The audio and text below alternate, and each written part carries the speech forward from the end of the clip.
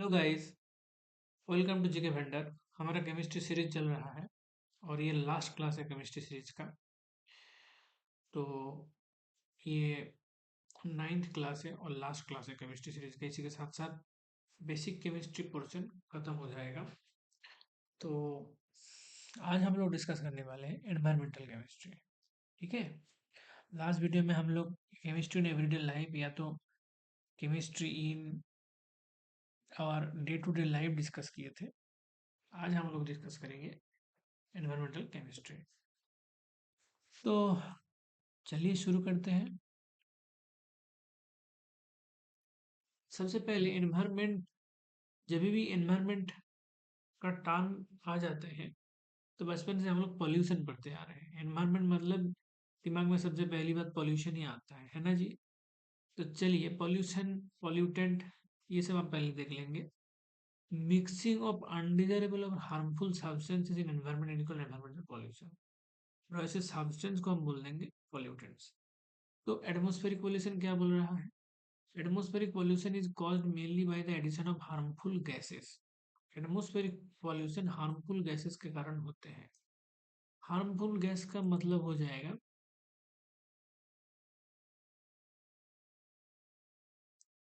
कि बहुत मोटा हो रहा है जी। ठीक है, चलो। तो हार्मफुल गैस मतलब हो जाता है carbon dioxide, carbon monoxide, CO यानी कार्बन मोनोऑक्साइड, CO2 यानी कार्बन डाइऑक्साइड, नाइट्रोजन ऑक्साइड्स मतलब इसमें नाइट्रिक ऑक्साइड हो सकता है, नाइट्रस ऑक्साइड हो सकता है, नाइट्रोजन डाइऑक्साइड हो सकता है, सल्फर डाइऑक्साइड, ये सब हो जाते हैं।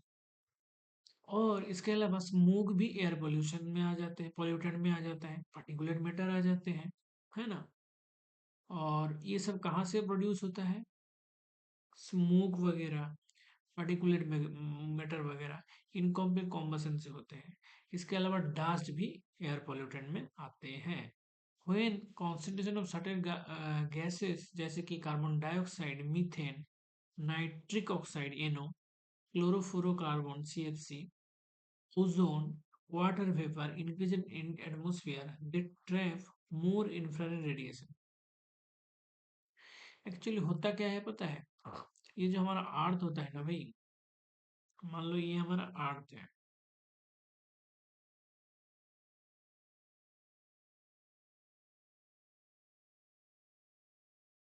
इसको मान लो अर्थ है।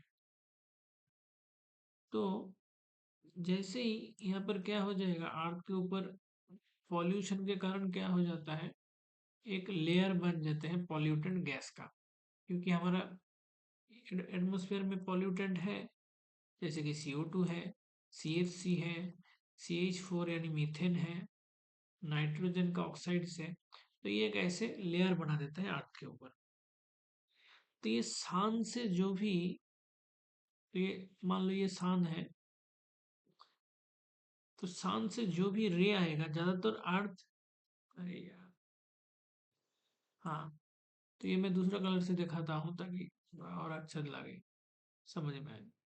तो सन से रे आता है, आता तो है, ज्यादातर अर्थ खुद एब्जर्व कर लेते हैं, है ना। अर्थ ज्यादातर एब्जर्व कर लेते हैं और कुछ कुछ जो है रिफ्लेक्ट करते हैं, जैसे रिफ्लेक्ट किए, है ना।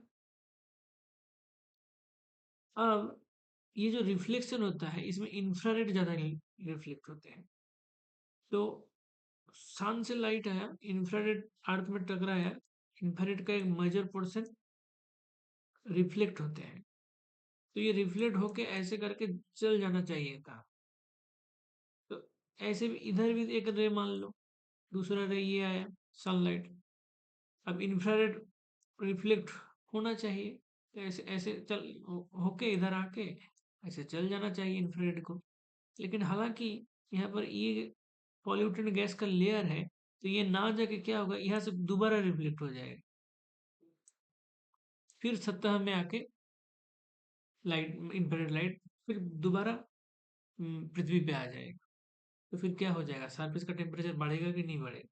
जो इंफ्रारेड को ऐसे चल जाना चाहिए था आसमान में, वो ये ग्रीन हाउस गैस की लेयर की वजह से वापस अर्थ का सरफेस में आ गया। तो भाई अर्थ का सतह गर्म होगा। इसी को हम क्या कहते हैं, ये फेनोमेनन को हम लोग क्या कह देते हैं, ग्लोबल वार्मिंग। और 1900 से अगर देखा, 1900 या फर्स्ट वर्ल्ड वॉर का टाइम मान लो, 1920 से मान लो, 1920 के हिसाब से 2024-25 में हम लोग देखेंगे तो ऑलरेडी टेम्परेचर डिक्रीज हो गया है 1.4 डिग्री फ़ारेनहाइट, 1.4 डिग्री फ़ारेनहाइट। और ये बोला जा रहा है अगला सेंचुरी में ये 5 डिग्री फ़ारेनहाइट बढ़ जाएगा। अभी 2025 चल रहा है, 3000 आते आते, सॉरी सेंचुरी मतलब 2100, है ना, 2100 आते आते 5 डिग्री फ़ारेनहाइट बढ़ जाएगा। तो ये ऐसे ग्लोबल वार्मिंग का सीन चल रहा है। तो अब देखो तुम लोग को समझ आएगा। देखो दो तीन चीज में ध्यान देना, सीएफसी वगैरह तो पॉल्यूटेंट है, तुम लोग को पता है। ओजोन ध्यान देना, ओजोन भी बहुत तगड़ा पॉल्यूटेंट होता है, उससे भी देखने वाली बात ये हो जाता है, ऑप्शन में दे देगा which of the following is air pollutant. Water vapour देख के तुम लोग को दिमाग में लाना पड़ेगा कि वाटर वेपर भी पॉल्यूटेंट है। ये क्या करता है, ये जो इंफ्रारेड जो वापस जा रहा था उसको ट्रैप कर लेते हैं। अब समझ में आ गया होगा, है ना। तो इसको हम ग्रीन हाउस इफेक्ट कहते हैं, है ना। ग्रीन हाउस में भी क्या होता है, हीट ट्रैप होते हैं। तो ऐसे यहाँ पर भी हीट ट्रैप हो रहा है, तो इसको हम ये तो ये जो फेनोमेना है इसको हम बोल देते हैं ग्रीन हाउस इफेक्ट। हरा घर प्रभाव, ग्रीन हाउस इफेक्ट, ये फेनोमेना को हम बोल देते हैं ग्रीन हाउस इफेक्ट। इसका रिजल्ट होता है ग्लोबल वार्मिंग। फिर ग्लोबल वार्मिंग हो रहा है, इसके कारण ग्लेशियर पिघल जा रहा है, सी लेवल इंक्रीज हो रहा है, कोस्टल एरिया में बाढ़ आ रहा है। ये तो और डिटेल में जाओगे तो ये सब इफेक्ट देखने को मिलेगा। एक वर्ड में बोलना है इफेक्ट तो ग्लोबल वार्मिंग, फेनोमेनन को बोलना है तो ग्रीन हाउस इफेक्ट। देखो यहाँ पर बोल भी दिया लीड्स टू ग्लोबल वार्मिंग, है ना। सर्टेन गैस होते हैं जैसे ऑक्साइड्स ऑफ सल्फर, नाइट्रोजन, ये एसिड का फॉर्मेशन करता है। जैसे बारिश होते हैं तो एयर में तो मान लो सल्फर डाइऑक्साइड, NO2, ये शब्द है ही। जैसी बारिश होगा तो H2O मिल जाएगा, तो H2O और NO2 रिएक्शन करके HNO3 यानी नाइट्रिक एसिड बना देगा। ऐसे ही H2O और सल्फर डाइऑक्साइड रिएक्शन करके क्या बना देगा, H2SO4, है ना। सल्फ्यूरिक एसिड जैसे एसिड बना देगा, है ना। This result in the precipitation of acid rain देखने को मिलेगा। Normal rain water has pH 5.6 while acidic rain has pH below 5। Normal जो रेल वाटर होते हैं वो उसमें स्लाइडिक एसिडिक ऐसे भी होता है। कल हम लोग लिस्ट देखे थे, अच्छा इस वाला मीडियम में वो है नहीं, ठीक है कोई दिक्कत नहीं। परसों कहा काल का वीडियो में हम लोग बोले थे कि अलग अलग चीज़ों का पीएच कैसे अलग अलग होता है वो दिखाए थे। ठीक है, तो तुम देख सकते हो पुराना वीडियो में जाके। तो ऐसे याद रख लेना, जो भी नॉर्मल जो हमारा बारिश का जो पानी होते हैं वो नॉर्मली एसिडिक ही होते हैं, 5.6 होते हैं, मतलब अच्छा, मतलब काफी एसिडिक है ये, है। 5.6 मतलब समझ रहे हो, 6 से भी नीचे काफी एसिडिक ऐसे ही है। तो 5 से भी नीचे चला जाएगा अगर एसिडिक रेन हो जाएगा तो। Acid rain occurs due to the presence of oxides of nitrogen and sulfur in the air. It dissolves in rainwater and forms nitrous, nitric and sulfuric acid, जैसे कि मैंने बताया। Depletion of ozone layer in stratosphere, हम लोग को पता है कि स्ट्रेटोस्फियर जो है एकदम नीचे है ट्रोपोस्फियर, ट्रोपोस्फियर के ऊपर स्ट्रेटोस्फियर, और स्ट्रेटोस्फियर के नीचे ओजोन लेयर देखने को मिलता है। लगभग तुम ये मान सकते हो 18 से लेकर के 50 किलोमीटर हमारा जमीन से 18 किलोमीटर तक लगभग ट्रोपोस्फियर रहते हैं। फिर 18 से 25, एक्चुअली 18 से 80 तक रहते हैं स्ट्रेटोस्फियर। तो स्ट्रेटोस्फियर का निचला हिस्सा यानी 18 से 25 किलोमीटर, इस रेंज में ओजोन स्फीयर है। और क्लोरोफ्लोरोकार्बन की वजह से ओजोन स्फीयर में छेद देखने को मिलता है, डिप्लीशन जिसको कहते हैं। कुछ और ओजोन लेयर में अगर डिप्लीशन हो जाएगा तो क्या हो जाएगा, हार्मफुल यूवी रे आ जाएगा हमारा पृथ्वी में, है ना। ऑकर्स बाई, और ये ओजोन लेयर में छेद क्यों हो जाता है, नाइट्रोजन का ऑक्साइड के कारण और ज्यादा खास क्या है इसमें, क्लोरोफ्लोरोकार्बन। ठीक है, ऑक्साइड्स ऑफ नाइट्रोजन क्लोरोफ्लोरोकार्बन की वजह से ये ओजोन होल देखने को मिलता है। फिर हम लोग आएंगे स्मॉग। स्मॉग मतलब ये ऐसे देखना, देखो अलग अलग कलर करके दिखाते हैं।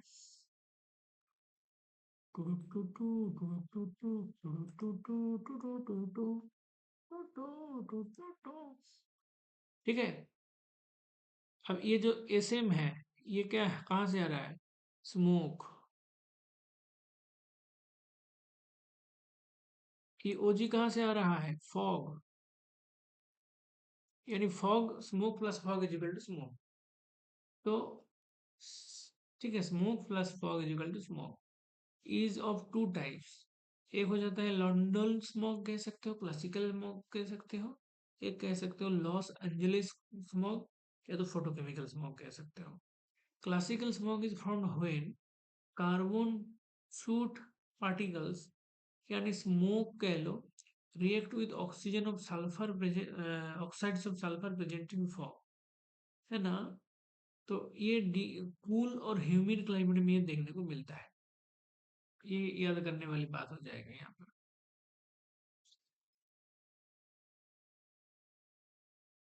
तो ये हम किसका बात कर रहे हैं, क्लासिकल स्मॉग। क्लासिकल स्मॉग यानी लंडन स्मॉग का बात हम कर रहे हैं। क्या होगा इसमें, कार्बन का पार्टिकल जो स्मोक से मिलेगा, वो फॉग वाली सल्फर ऑक्साइड से रिएक्शन करके ये स्मॉग बनाते हैं, और ये ज़्यादातर कूल एंड ह्यूमिड रीजन में देखने को मिलता है। वहीं फोटोकेमिकल स्मॉग या तो लॉस एंजलिस स्मॉग फॉर्म होता है जब नाइट्रोजन का ऑक्साइड रिएक्ट करते हैं unburned hydrocarbon from fuel during warm Sunny days, है ना। तो ये बात यहाँ पर देखने वाली हो जाएगा कि अरे यार इससे क्यों हो रहा है भाई, ऐसे तो नहीं होना चाहिए। चलो, तो इतना याद रखना पड़ेगा कि लॉस एंजलिस में फोटोकेमिकल स्मोक जो देखने को मिलता है, ये वार्म सनी डेज में देखने को मिलता है। और यहाँ पर क्या होता है, वहां पर कार्बन के साथ सल्फर ऑक्साइड का रिएक्शन था, यहाँ पर अनबर्न्ड हाइड्रोकार्बन के साथ नाइट्रोजन ऑक्साइड का हो जाता है रिएक्शन। ठीक है ना, ठीक है ना। अनबर्न्ड हाइड्रोकार्बन कहाँ से देखने को मिलता है, फ्यूल से, है ना। अनबर्न्ड हाइड्रोकार्बन फ्रॉम फ्यूल, उसके साथ इसका रिएक्शन, नाइट्रोजन का रिएक्शन, तो हो जाएगा photochemical smoke. In photochemical smoke ozone, PAN and nitric oxide are formed that cause irritation in eyes and respiratory tract. तो ये फोटोकेमिकल स्मोक जो है ये ज्यादा नुकसानदायक है। ठीक है, ये फोटोकेमिकल स्मोक जो है ये ज्यादा नुकसान पहुंचाती है। ठीक है, क्यों, क्योंकि इसमें पेन देखने को मिलता है सबसे खतरनाक जो है ना। तो ये हम देख रहे हैं नाइट्रोजन का ऑक्साइड यहाँ पर देखने को मिल रहा है। इसके अलावा ओजोन भी देखने को मिलता है। PAN peroxy acetyl nitrate, peroxy acetyl nitrate, PAN, nitric oxide यानी एनो, एनो बहुत खतरनाक है ना। नाइट्रिक ऑक्साइड और फ्रॉम, ये तुम्हारा आईज में इरिटेशन करेगा, रेस्पिरेटरी ट्रैक्ट में तुमको गड़बड़ महसूस होगा, इरिटेशन फील होगा। अब हम लोग आएंगे वाटर पॉल्यूशन में। ठीक है, water pollution is mainly caused by organic waste, sewage वगैरह, पेस्टिसाइड से, फर्टिलाइजर से, हेवी मेटल से।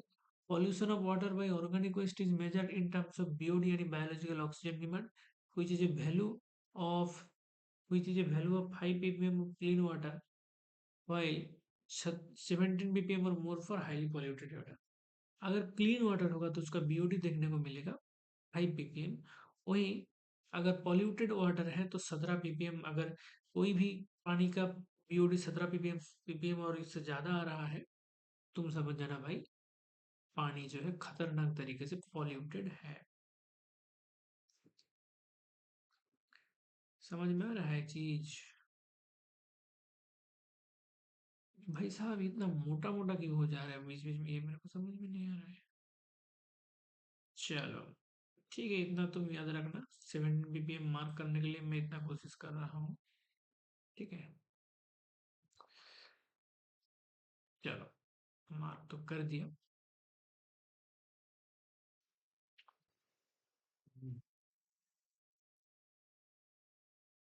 चलो भाई, अब देखो, arsenic and fluoride are found as polluted in the drinking water. कई सारी जगहों में आर्सेनिक का प्रॉब्लम देखने को मिलता है, कई सारी जगह के फ्लोराइड में का पॉल्यूशन देखने को मिलता है। Many harmful disease are cause due to this water, है ना। अब देखो, अब कुछ कुछ कुछ एलिमेंट या आयन का बात किया जा रहा है, और adverse effect of higher concentration, अगर ये हायर कॉन्सेंट्रेशन में रहेगा तो क्या दिक्कत होगा। जैसे नाइट्रेट से मिथानोग्लोबिनेमिया यानी ब्लू बेबी सिंड्रोम होता है, बहुत इंपॉर्टेंट है।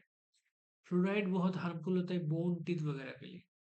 लेड किडनी डैमेज कर देता है, लिवर डैमेज कर देता है, रिप्रोडक्टिव सिस्टम तक असर डालते हैं, समझ रहे हो। लेड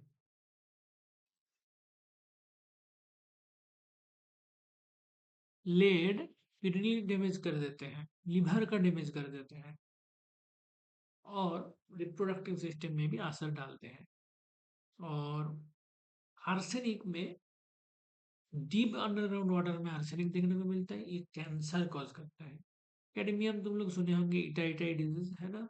सुने है कि नहीं सुने हैं इटाइटाई डिजीज। अरे यार, आज तो मार्क करना भाई बहुत मुश्किल हो रहा है ना। चलो, हाँ, तो चलो भाई, कैडमियम से तुमको इटाइटाइड देखने को मिल जाएगा, हाई ब्लड प्रेशर देखने को मिलेगा, किडनी में प्रॉब्लम होगा। लेड में भी किडनी में प्रॉब्लम हुआ था कि नहीं हुआ था। कैडमियम से भी किडनी में प्रॉब्लम होगा, कैडमियम से हाई ब्लड प्रेशर का भी दिक्कत होता है। मीना बटा डिजीज तो मार्कर ही जानते ही होंगे, इन विच डेथ में occur after diarrhoea, haemolysis, meningitis, है ना। पहले, सबसे पहले तो तुमको डायरिया हो जाएगा, है ना।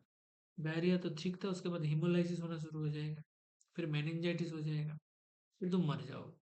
मीना माटा इतना खतरनाक डिजीज है भाई साहब, इतना खतरनाक डिजीज है ये मीना माटा। हम्म, पहले तुम्हारा डायरिया, फिर हिमोलाइसिस, मेनिंजाइटिस, मौत। अब इसको मैं क्या करूंगा, व्हाइट कलर से ढक दूंगा, ताकि हम लोग रिवीजन करते टाइम हमारा नजर में ना आए, क्योंकि इससे क्वेश्चन जरूर पूछने वाला है तुम्हारा परीक्षा में। ठीक है, चलो इसको मैं ब्लैंक कर दी। चलो, अब हम लोग रिवीजन फेज में चले जाएंगे। Revision mode on. चलो,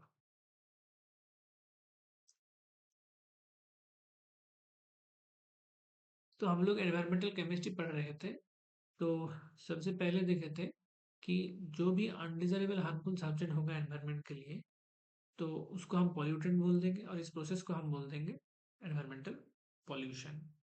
एटमॉस्फेरिक पॉल्यूशन कई सारे हार्मफुल गैसेस के कारण से हो जाता है। Carbon monoxide, carbon dioxide, nitrogen oxide, sulphur oxide. Smoke के कारण से हो सकता है, पार्टिकुलर मैटर के हो सकता है, जो कि इनकम्प्लीट कंबशन में फॉर्मेशन होते हैं। डस्ट वगैरह से भी इसका क्या होते हैं, मतलब एटमॉस्फेरिक पॉल्यूशन हो सकते हैं। Concentration of certain gas like carbon dioxide, methane, nitric oxide, NO, fluorofluorocarbon, ozone, है ना, वाटर वेपर इंक्रीज हो जाएगा एटमॉस्फेयर में, तो वो इंफ्रारेड को ट्रैप कर लेगा, जिसके कारण ग्रीन हाउस इफेक्ट देखने को मिलेगा, और उसका नतीजा हो जाएगा ग्लोबल वार्मिंग, है ना। ये हम लोग पढ़े थे। तो देखो, मेजर ग्रीन हाउस गैस आप देखोगे, तो ग्रीन हाउस गैस में 55% भाग है कार्बन डाइऑक्साइड का। वही मीथेन का परसेंटेज देखोगे तो 25, दोनों मिला के हो गया 80।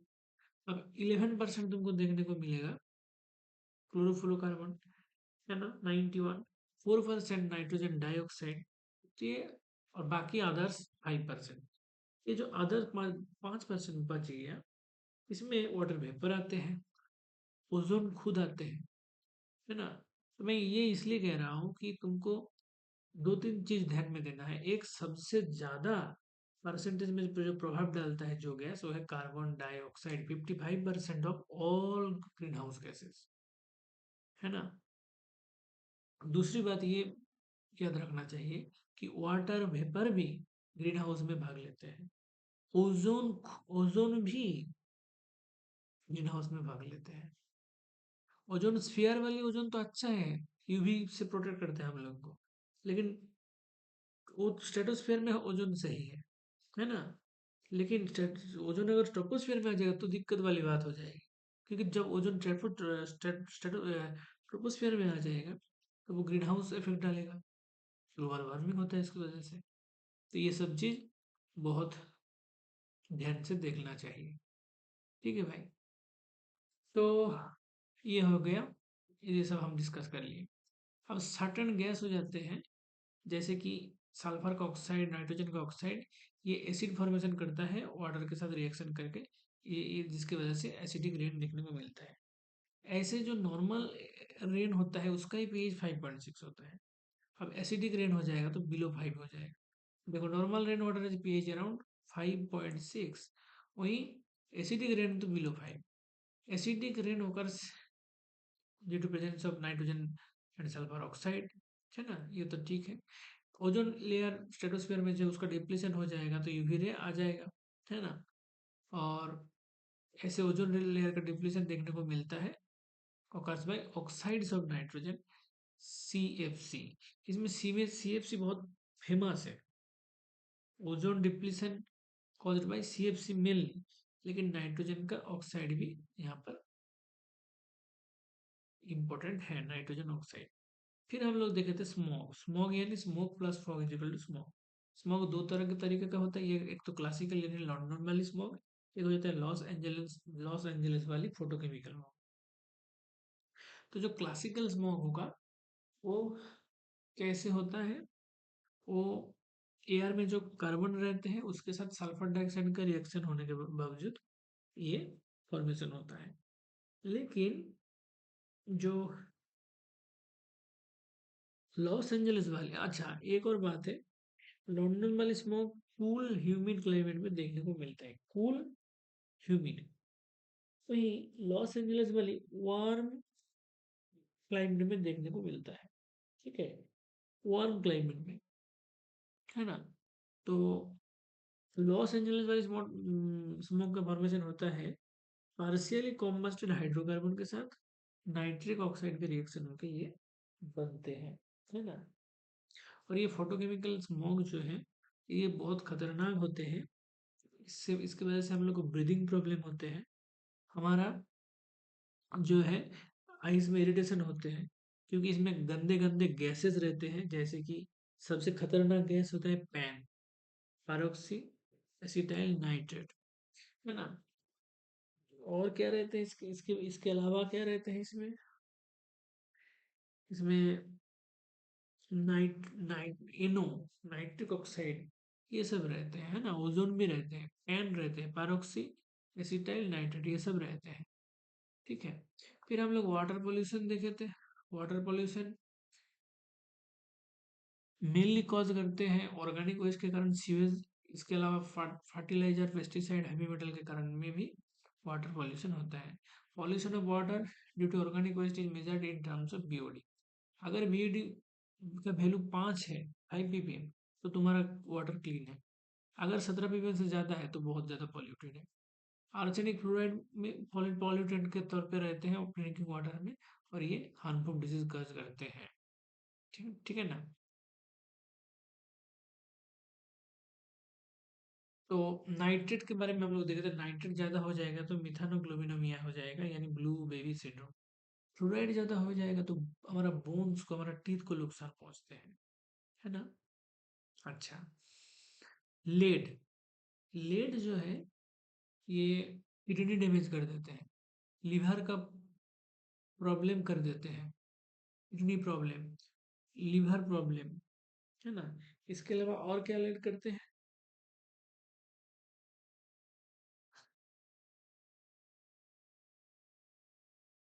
किडनी प्रॉब्लम हो जाते हैं, और एक शायद कुछ था, याद नहीं आ रहा है। चलो आर्सेनिक। आर्सेनिक क्या प्रॉब्लम कॉज करता है? आर्सेनिक जो इन मतलब डेप्थ वाली जो पानी होती है उसमें आर्सेनिक देखने को मिलता है, और ये कैंसर कॉज करता है। कैडमियम तो इटाइटाइड डिजीज करता है। कैडमियम भी किडनी डैमेज करते हैं, कैडमियम, है ना।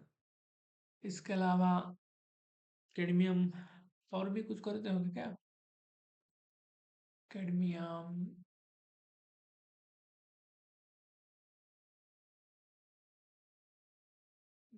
चलो उतना याद नहीं आ रहा है। चलो मरकरी देखो, मरकरी बहुत एक पॉपुलर डिजीज है, मरकरी के कारण जो है मीनामाटा। और मीनामाटा बहुत डेडली डिजीज है। इसकी वजह से पहले होता है डाइजेंट्री यानी डायरिया। फिर डाइजेंट्री तो नहीं बोलेंगे इसको, डायरिया होते हैं। फिर हिमोलाइसिस होते हैं। फिर मेनिंजाइसिस होते हैं, फिर लोग मर जाते हैं। तो चलो हम लोग अब हटाते हैं पर्दा। हम्म, पर्दा हटाया जाए वो। तो मिथाग्लोबिनोमिया, ब्लूबेरी बेबी सिंड्रोम। हाँ ये हम लोग भूल गए थे, रिप्रोडक्टिव सिस्टम में भी असर डालता है लेड। और इसमें हाँ कैडमियम की वजह से हाई ब्लड प्रेशर होते हैं भाई। हाँ ये सब बाकी तो बोल दिए थे। ठीक है। तो ये सब देखो, ये एनवायरमेंटल केमिस्ट्री जो हो जाता है ना, ये इंपॉर्टेंट टॉपिक होता है। इजी भी है और लोग गलती भी करते हैं। और एनवायरमेंटल केमिस्ट्री क्वेश्चन बिल्कुल पूछेगा। कोई भी एग्जाम, दुनिया का कुछ भी एग्जाम में बैठ लो, एक एक क्वेश्चन एनवायरमेंटल केमिस्ट्री तो नहीं रहेगा, ऐसा हो ही नहीं सकता। एक तो पक्की बात है, एक क्वेश्चन तो जरूर बनेगा, कोई भी एग्जाम, किसी भी टाइप का कुछ भी एग्जाम में बैठ जाओ, एक क्वेश्चन जरूर बनना है। तो भाई इसको ध्यान देना बिल्कुल बनता है। और इसका पहला जो क्लास था, जहाँ पर हम एवरीडे लाइफ में केमिस्ट्री का यूज डिस्कस किए थे, वो भी बहुत इंपॉर्टेंट टॉपिक, उससे भी क्वेश्चन बनता ही बनता है। तो ये लास्ट टॉपिक को बिल्कुल छोड़ना नहीं। ठीक है। और यहाँ पर एनवायरमेंटल केमिस्ट्री बहुत ईजी टॉपिक है। केमिस्ट्री इन एवरीडे लाइफ थोड़ा रटने वाली है, उसको अच्छे से देखना ध्यान से। और ये जो चैप्टर है, ये इजी है, लेकिन कई बार गलती हो जाता है छोटा मोटा। जैसे कि जो जो पॉइंट मैंने बताया उस पर थोड़ा ध्यान देना, कि कई बार क्वेश्चन ऐसे फंस जाते हैं। देखो इंफ्रारेड रेडिएशन ट्रैप हो जाता है इसकी वजह से, ग्रीन हाउस इफेक्ट, और उसी का रिजल्ट होता है ग्लोबल वार्मिंग। इतना याद रखना है। 1.4 डिग्री फ़ारेनहाइट बढ़ गया है ग्लोबल वार्मिंग के कारण हमारा टेम्परेचर। इतना याद रख लिया। ओजोन भी ग्रीन हाउस गैस में आता है, इतना याद रखना जरूरी है। वाटर वेपर भी ग्रीन हाउस गैस में आता है, ये भी जरूरी है। इसके अलावा CO2 सबसे ज्यादा भाग लेता है ना। CO2 जो है, CO2 जो है सबसे ज्यादा भाग लेता है। CO2 का तुम परसेंटेज देखोगे तो 55 तुमको मिल जाएगा। वही मीथेन का तुम देखोगे तो 25% तुमको देखने को मिल जाएगा। CFC का देखोगे 11%। ओजोन का तो परसेंटेज नहीं बता सकते हैं। हाँ नाइट्रिक ऑक्साइड वगैरह का देखोगे तो ये हो जाएगा 4%। तो ऐसे कर करके इनका सबसे ज्यादा CO2 का रोल रहता है, इतना याद रखना जरूरी है। चलो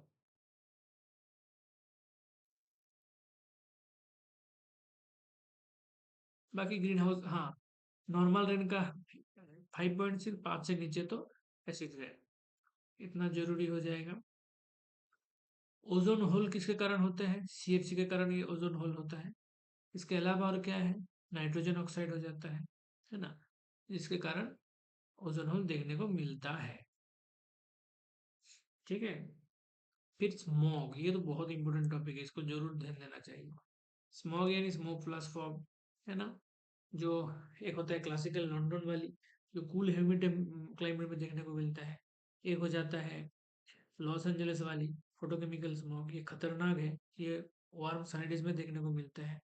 उसमें कार्बन के साथ सल्फर डाइऑक्साइड का रिएक्शन देखने को मिलता है।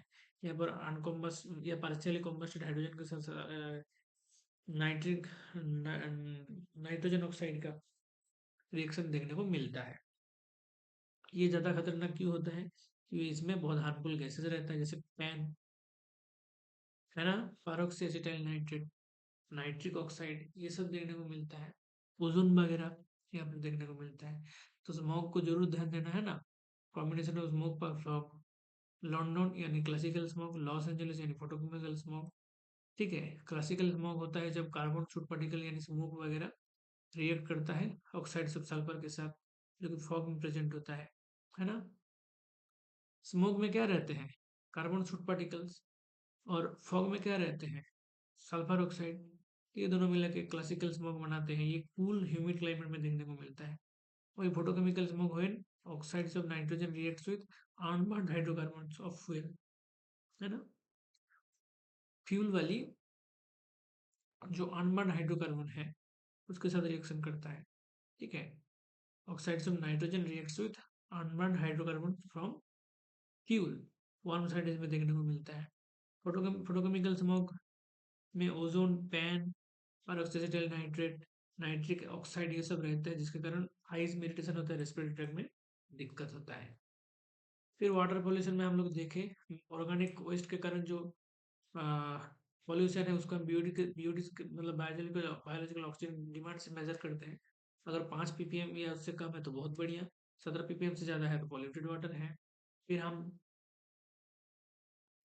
देखें कि आर्सेनिक क्लोराइड रहना नहीं चाहिए, है ना। ये सब डिजीज कज करते हैं। जैसे नाइट्रेट अगर ज़्यादा हो जाएगा तो मिथानोग्लोबिनेमिया हो जाएगा, यानी ब्लू बेबी सिंड्रोम। क्लोराइड ज़्यादा हो जाएगा तो दांत के लिए अच्छा नहीं होगा, हड्डी के लिए अच्छा नहीं होगा। लेड ज़्यादा हो जाएगा तो क्या दिक्कत हो जाएगा? किडनी का डैमेज होता है, लीवर का प्रॉब्लम हो जाता है ये लेड के कारण। रिप्रोडक्टिव इशू हो जाता है। आर्सेनिक सतह के बहुत नीचे वाला जो पानी है उसमें ज़्यादा देखने को मिलते हैं, और ये आर्सेनिक कैंसर कोज करते हैं। ठीक है। कैडमियम एक भारी धातु होते हैं। ये कैडमियम जो है भाई साहब इटाई डिजीज कॉज करते हैं। ये भी किडनी डिजीज करते हैं, किडनी का प्रॉब्लम पहुंचाते हैं। और ठीक है।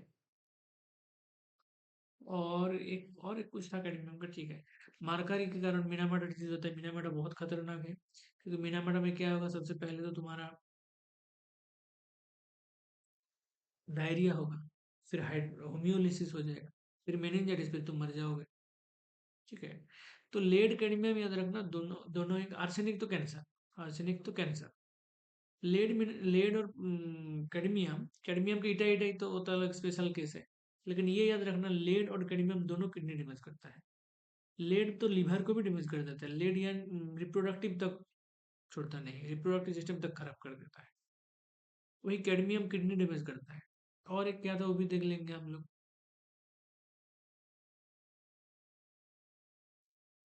हाँ, हाई ब्लड प्रेशर कॉज करता है कैडमियम। कैडमियम जो है हाई ब्लड प्रेशर कॉज करता है। तो ये सब हम लोग देख लिए भाई, है ना। और ये मरकर के कारण क्या हो जाता है, मीनामाटा डिजीज, जो कि डेथ कॉज करेगा by means of diarrhoea, haemolysis and meningitis. ठीक है। तो